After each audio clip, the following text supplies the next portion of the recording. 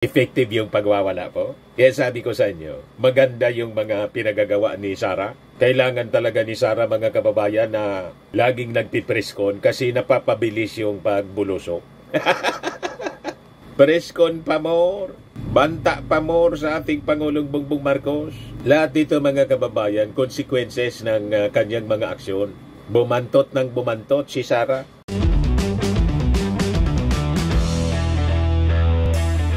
Ito naman po yung bago naming product na binibenta online. iGlow Serum Whitening po siya. Tingnan ninyo yung epekto sa aking anak na architect before and now. Yung mga inquiries po ninyo, dumiretso na lang kayo sa kanyang Facebook account, Riz Maravillas. Tuloy ang pagsadsad, mga kababayan, ng trust rating po ni Sara Duterte. Ito yung lumabas sa pinakang latest na survey ng Social Weather Station. Siya po yung biggest loser po. Yung mga kaalyado niyang senador, lalo na po si Senator Bato, nagre-ready ng magtanim na lang ng kamote. Kasi naglalaro sa 12, pang 12 na slot, mga kababayan, 12 to 18 slots. At tingin ni Bato, matatalo siya. Deserve na deserve po ng mga Duterte ito at ng kanyang mga minions, mga kaalyado. Ito yung balita. Trust rating ni BP Sara ngayong Disyembre lalong sumadsad, sabi po sa SWS. Ito naman yung report ng Impact Leadership. Sabi ni Senator Bato, I can go home and plant kamote if I don't win. Magtatanim na lang daw siya ng kamote po. Malamang hindi po kayo makapagtanim ng kamote immediately matapos na kayo ay matalo sa eleksyon. Kasi may papagkakaabalahan kayo na kaso, yung crimes against humanity. Baka sa iwahig. Kasama si Bato, mga kababayan, sa nirecommend ng Quadcom na kasuhan ng crimes against humanity with Digong and Senator Bongo. Si Inday naman, pag na-impeach at nakasuhan din ng mga paglabag sa anti-terror law, malamang pari-parihas, mga kababayan, ang sapiti nila, kulong, dahil sa pagmamalabis nila, mga kababayan. But before ko, mga kababayan, ibigay sa inyo yung full story ng balitang yan, click subscribe muna dito sa ating YouTube channel and hit the notification bell para lagi po kayong updated sa mga kaganapan dito sa ating bansa. Like and share na rin po ninyo ng ating video. At huwag na rin po ninyo na skip yung ating mga commercial ads para tuloy-tuloy lang ang pag-unlad ng Bagong Pilipinas. Itong ating programa, mga kababayan, atid sa inyo nitong ating mga sponsors. Firmax Firming and Lifting Cream. Pinapay po sa mga pulses in affected area. Mainam po ito sa mga pains at paninigas ng mga kaso-kasuan. Ito sa mukha naman yung application, anti-aging, Automax po siya. Ito iGlow Zero, mga kababayan. Whitening po siya. Made in South Korea. Ito naman po, Nengxia Red Mix Fruit Drink. Gawa po siya sa goji berry. May anti-cancer properties po siya. At sa mga nagana po ng malinis and spacious fitness gym, pumunta lang po kayo sa aming Colossal Fitness Gym. May Grab Car Rental din po kami. At bills payment po sa aming office. At saka sa mga mahilig po sa mga imported bags, manood po kayo sa live selling ni Madam Aileen Rosales sa kanyang Aileen Closet po. Pati mga shoes, ito yung kanya po. Ito yung kanyang page. Kita ninyo, napakagandang mga online selling po siya. Si Madam Aileen Rosales. Cellphone number niya po, 773-798-7816. Balikan natin yung pagsadsad ng ratings sa latest survey ng SWS, mga kababayan, ni Sara Duterte. Ito po yung report ng People's Tonight. Trust rating ni BP Sara ngayong Disyembre, lalong sumadsad. Consistent na malakihan ang puntos na ibinababa ng trust rating ni Vice President Sara Duterte sa nakalipas na mga buwan. At sa komisyong survey ng Social Weather Station, ngayong Disyembre na itala ang positive 23, ang net trust rating score ng Vice Presidente bumaba ng 6 na puntos mula sa 29, positive 29% noong Setyembre. effective yung pagwawala po. Kaya sabi ko sa inyo, maganda yung mga pinagagawa ni Sara. Kailangan talaga ni Sara, mga kababayan, na laging nagpipreskon kasi napapabilis yung pagbulusok. Preskon pa more, banta pa more sa ating Pangulong Bongbong Marcos. Lahat dito, mga kababayan, consequences ng kanyang mga aksyon. Bumantot ng bumantot si Sara. Mga kababayan, sa ating mga mamamayang Filipino, kahit may mga effort siya, mga kababayan, na damage control sa pamamagitan ng mga mensahe niya. Kahapon may message na naman po sa Rizalde. Ayan po, si Sara Duterte. Pag pinakinggan mo yung mensahe niya, hindi man po kapanipaniwala kasi yung mensahe niya, contrast doon sa kanyang mga ginagawa, sa mga actions niya. Sa pag-ugali niya mismo. Pakinggan natin yung mensahe ni Sara sa Rizalde po. Ayan ba? Assalamualaikum warahmatullahi wabarakatuh. Madayaw umayong adlaw kaninyong tanan. Magandang araw sa inyong lahat.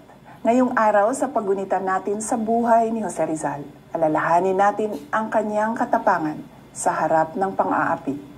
Ang napakatinding pagsubok na kanyang pinagdaanan ay nagpapaalala sa atin na kahit sa pinakamadilim na oras, ang liwanag ng katotohanan at katarungan ay maaaring manaig.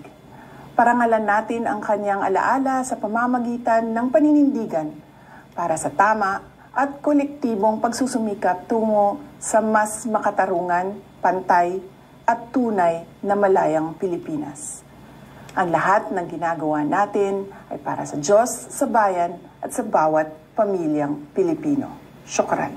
Gusto niyang sumakay sa Rizalde celebration at gusto niyang gamitin yung buhay ni Dr. Jose Rizal na lumaban para sa pang-api ng Espanya. Malabo man po, mga kababayan, na yung buhay niya tulad ni Dr. Jose Rizal kasi siya ngayon na yung sila ng kanyang tatay yung nang-aapi.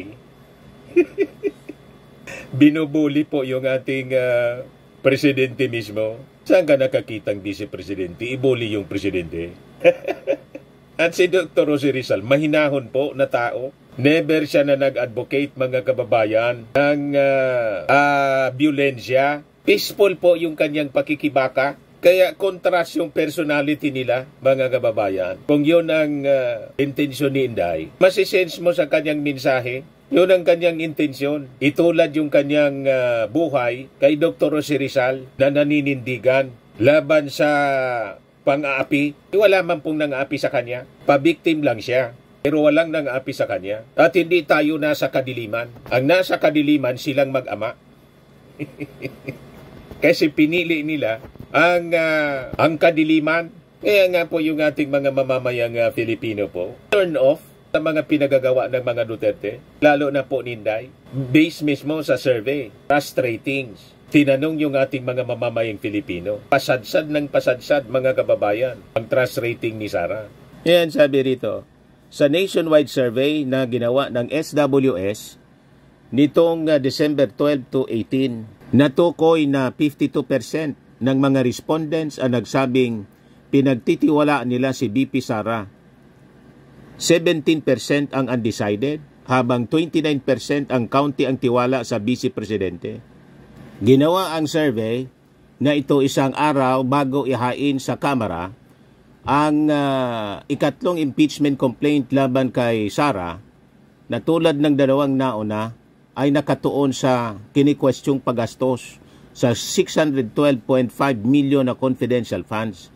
Bukod pa sa mga kasong betrayal of public trust, plunder, bribery, at graft in corruption. Matatandaan, nito lamang Disyembre 21, ibinunyag ng isang survey ng Pulse Asia na 10 puntos ang ibinaba ng approval ratings ni Sara mula sa 60% noong September, nasa 50% na lang ngayong buwan. Mas malaki naman, nasa 12 points ang natapya sa trust rating ng Vice Presidente. Ang 61% na naitala nitong September sumadsad sa 49% ngayong Disyembre. Yan po, mga kababayan, si Sara Duterte. Sinusuka na ng mga mamamayang Filipino. Yung ating Pangulo yung mataas ang ratings, 54%. Si Sara, 52%. Yan o. At least 54% of the respondents said they had much trust in Marcos, while 19% were undecided and 25% had little trust. For Duterte, 52% said they had much trust, 17% undecided, 29% little trust. That's it, mga kababayan. So inis na yung ating mga mamamayang Filipino sa mga pinagagawa ni Sara Duterte. O ngayon, si Bato, nagre-ready na po na magtanim na lang ng kamote. Feel niya na matatalo na siya. Yan, sabi niya, pwede ani akong umuwi na lang, magtanim ng kamote pag hindi ako nanalo. Sabi niya diyan, kung hindi ninyo ako gustong labanin ng droga, then wag nyo na ako ibalik sa Senado. I cannot promise you the moon, the stars, in the heavens above. All I can promise you is I will fight to death yung problema natin sa illegal na droga. Hindi nga ninyo nagawa nung panahon ninyo ni Digong. Ngayon pa na senador kayo. Di ba? Noon chief of police kayo, chief PNP pala. Hanggang ngayon, yun ang problema. Ang dumami po yung napatay lang. Napatay sa mga kalaban. Pero yung mga involved sa droga na mga kaibigan, kaya nga may kaso na inihahanda sa inyo sa ngayon dahil sa EJK at saka yung rekomendasyon ng Quadcom, Crimes Against Humanity. Kaya sabi niya rito, kung di man tayo pala rin dahil sa isyu ng droga, dahil nilalabanan natin ang problema sa illegal na droga, then no problem, I can go home and plant kamote sa aking bayan sa Santa Cruz, Davao del Sur. Wala akong problema dyan. Malamang hindi mo yun magagawa kasi patong-patong na kaso yung inyong kakarapin at baka kalawitin na kayo ng ICC. Diba? Abdidan yung mga kaso dito sa ating local courts na pinag-aaralan na ng DOJ per recommendation ng Quadcom. Tama ba?